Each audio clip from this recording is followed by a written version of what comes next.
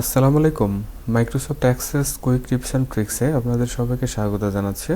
আজকের পাঠে আমরা দেখব মাইক্রোসফট অ্যাক্সেসের ফর্মের যে কন্ট্রোলগুলো থাকে সেগুলো কিভাবে ডিসেবল করা যায় বা ইনঅ্যাক্টিভ করা যায় তার প্রসেস আমরা দেখব। চলুন দেখা যাক। এটি হচ্ছে আমার সিম্পল একটি ফর্মটিকে যদি হোমে এসে আমরা ভিউ করি তাহলে এখানে কন্ট্রোল বক্সগুলো দেখা যাচ্ছে।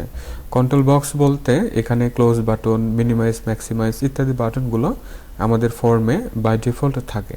তো সেগুলোকে আমরা বাদ দিতে চাচ্ছি, তার জন্য ফর্মের ডিজাইন ভিউতে আসতে হবে। ফর্মের উপর মাউস রাইট ক্লিক করি, ডিজাইন ভিউ।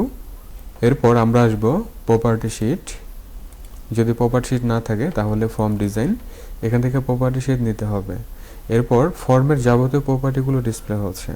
আমরা একটু স্ক্রল করে যদি নিচের দিকে আসি তাহলে আমরা পাবো এখানে কন্ট্রোল বক্স, দেখুন ইয়েস করা আছে। আমরা ড্রপ ডাউনে ক্লিক করে যদি নো করে দেই এবং যদি সেভ করি এবং হোমে এসে যদি আমরা ভিউ করি তাহলে দেখতে পারবো কোনো বাটনই ডিসপ্লে হচ্ছে না। তার মানে হলো কোনো সময় যদি মাইক্রোসফট অ্যাক্সেসে আমাদের এই কন্ট্রোল বক্স হাইড করা লাগে বা ডিসেবল করতে হয় বা ইনঅ্যাক্টিভ করতে হয় তাহলে এই প্রসেসে আমরা করতে পারবো। আবার যদি এটি দরকার হয় ফর্ম সিলেক্ট রাখতে হবে, দেন আসতে হবে কন্ট্রোল বক্স।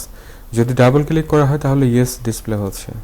ওকে, তাহলে এই প্রসেসে আমরা এই কন্ট্রোল বক্সগুলো আমরা ডিসেবল বা এনেবল করতে পারবো। তাহলে ভিউয়ার, এতটুকু ছিল আজকের এই ভিডিও। আজকের এই ভিডিওতে আমি দেখালাম মাইক্রোসফট অ্যাক্সেসের ফর্মের কন্ট্রোল বক্স কিভাবে হাইড করা যায় এবং শো করা যায়। আই হোপ এটা আমাদের সবারই কাজে লাগবে। আর ভিডিওটি ভালো লাগলে লাইক, কমেন্ট, শেয়ার করবেন। চ্যানেলটিকে সাবস্ক্রাইব না করে থাকলে প্লিজ সাবস্ক্রাইব করে সাথে থাকবেন। নতুন ভিডিওগুলো দেখার জন্য বেল বাটন অবশ্যই প্রেস করে রাখতে হবে। মাইক্রোসফট অ্যাক্সেসের উপরে হিউজ পরিমাণে টিউটোরিয়াল চ্যানেলে দেওয়া আছে, সময় করে দেখে নেবেন। সবাই ভালো থাকুন, সুস্থ থাকুন। Thanks for watching.